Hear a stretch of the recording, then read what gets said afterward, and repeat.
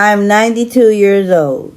I've watched brilliant people forget their own names. I've seen strong minds fade quietly with no warning at all. And every time doctors said the same thing. It's just aging. But that's not the truth.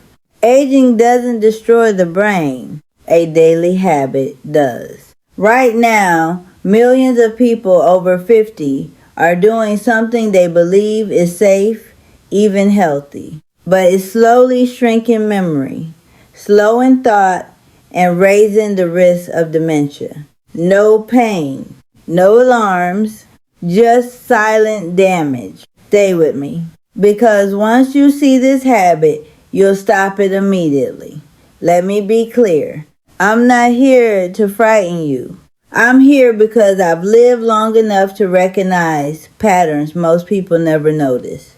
When you reach my age, you stop listening to trends and you start watching outcomes. I've seen health advice come and go. I've seen miracle solutions praised one decade and quietly abandoned the next. I've seen confident experts give advice that sounded logical but produced terrible results over time. I've outlived many of those voices. What I've learned is simple. The brain doesn't suddenly collapse after 50. It doesn't wake up one morning and decide to fail. It weakens slowly, quietly, day by day. Not from age itself, but from repeated behaviors we accept as normal. That's the danger. Because when something feels normal, we stop questioning it. When everyone is doing it, we assume it's safe. And when doctors don't warn us, we believe there is nothing to worry about. But I've watched too many intelligent people lose clarity, memory, and independence. Not because they were unlucky, and not because of genetics alone, but because of daily habits that slowly reduce blood flow, stimulation, and challenge to the brain.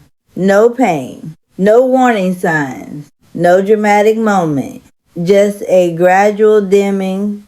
And by the time confusion shows up, the damage has already been building for years. That's why I'm speaking now. Not as a doctor, not as a salesman, but as someone who has seen what works and what quietly destroys lives. If you are over 50, this matters. If you value your independence, your memory, and your identity, this matters.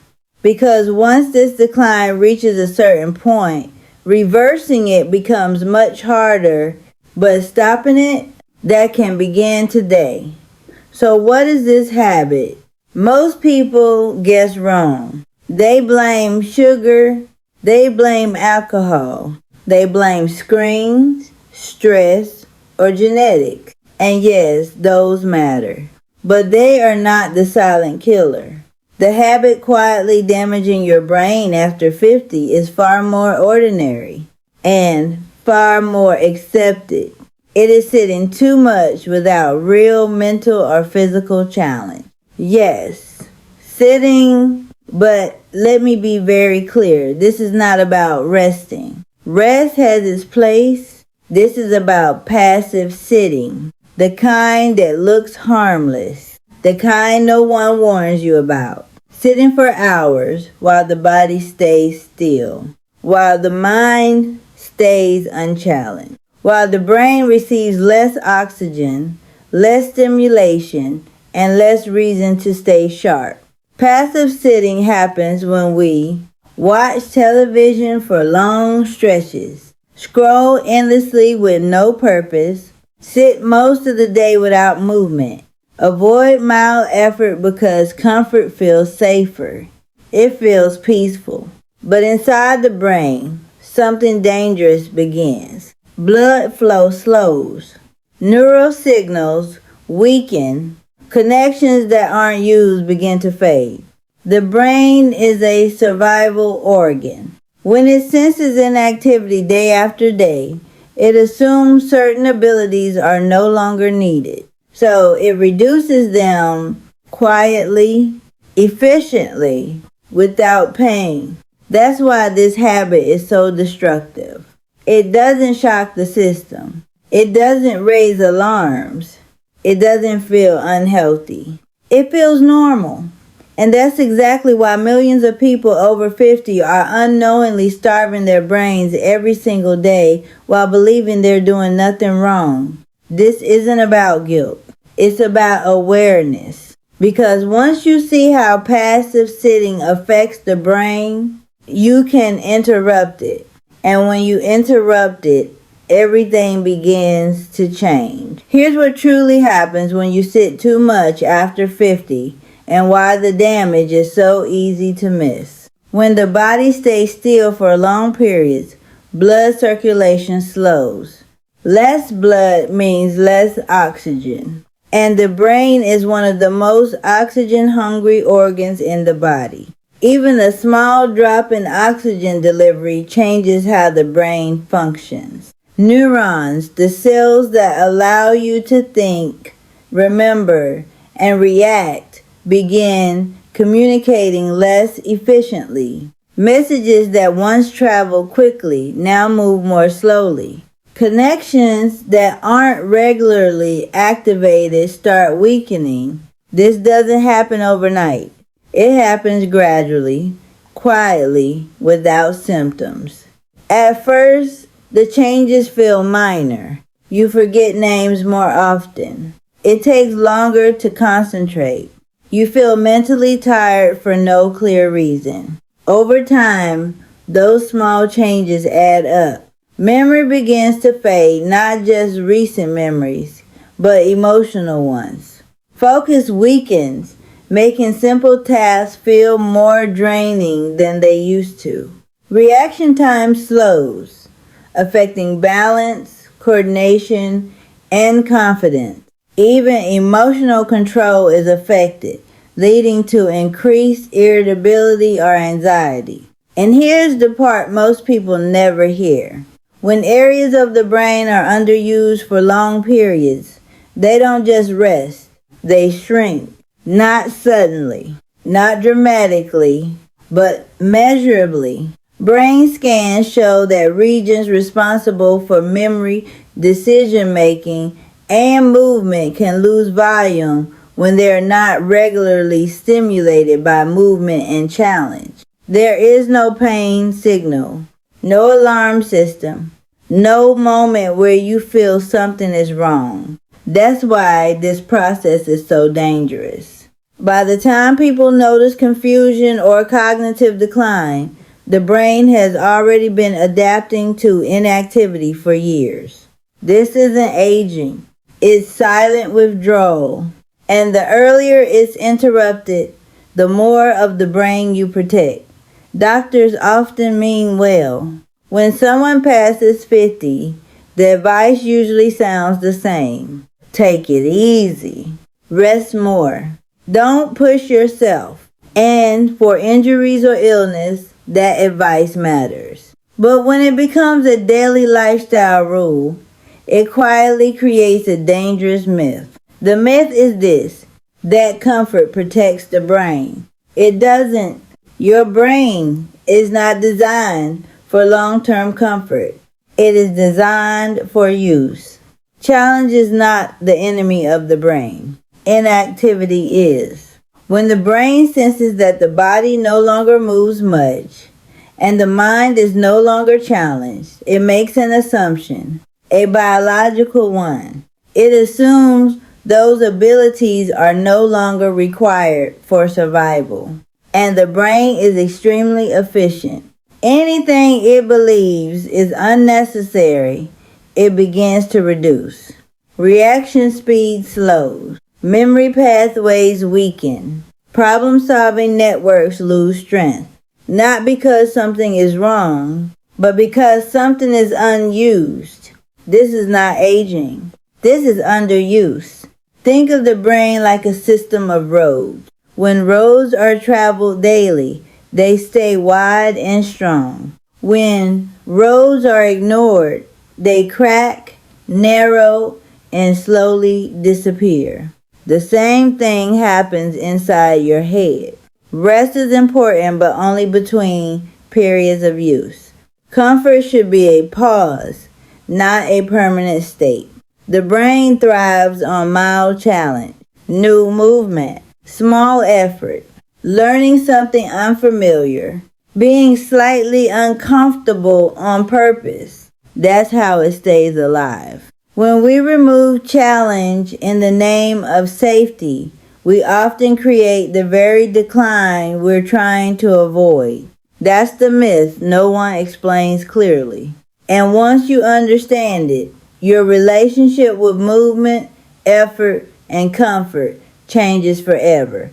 I had two friends. They were the same age. They ate similar foods. They lived in the same city and even retired around the same time. On paper, their lives looked almost identical, but their daily habits were very different. The first friend walked every day, not fast, not far, just consistently. He stayed curious. He asked questions. He learned small new things, how to use a new device, a new word, a new route through the neighborhood. He moved slowly, but he moved daily. The second friend chose comfort. He sat most of the day. He watched television for hours. He avoided effort whenever possible because he believed rest was safer. He wasn't lazy. He was simply following what he thought was good advice. For years, the difference between them was almost invisible. Both seemed fine. Both held conversations. Both laughed and told stories. Then they reached their mid-80 seconds. One of them still remembered names. He followed conversations easily. He stayed calm under pressure and trusted his own judgment. The other began to struggle. Names disappeared first, then directions. Then familiar routines started feeling confusing. People said, "That's just age." But I knew better because I had watched the difference being built every single day. It wasn't luck. It wasn't genetic. It wasn't fate. It was daily behavior. Small choices repeated thousands of times. One friend gave his brain a reason to stay alert. The other slowly taught his brain it wasn't needed anymore. That's the truth most people never see. Cognitive decline doesn't usually begin with a dramatic event. It begins with quiet habits, repeated daily, that either keep the brain alive or slowly let it fade. Now listen carefully. I am not telling you to run marathons. I am not telling you to lift heavy weights, join a gym, or push through pain. This is not about extremes. This is about waking the brain up every single day. Small actions done consistently change the brain more than occasional effort ever will. Here are 3 simple things that protect your brain after 50, and they work even if you start today. Interrupt sitting every 30-45 minutes. Your brain doesn't need long workouts. It needs frequent movement. Every 30 to 45 minutes, interrupt sitting. Stand up. Walk around the room. Stretch your arms. Shift your weight from one leg to the other. Even 2 minutes is enough. This sends a powerful signal to the brain. Blood flow increases. Oxygen delivery improves. Neural activity wakes up. Think of it like restarting a system before it slows down. You're not exercising, you're preventing shutdown. Set a simple reminder if needed. Your future mind will thank you. Add mild physical challenge.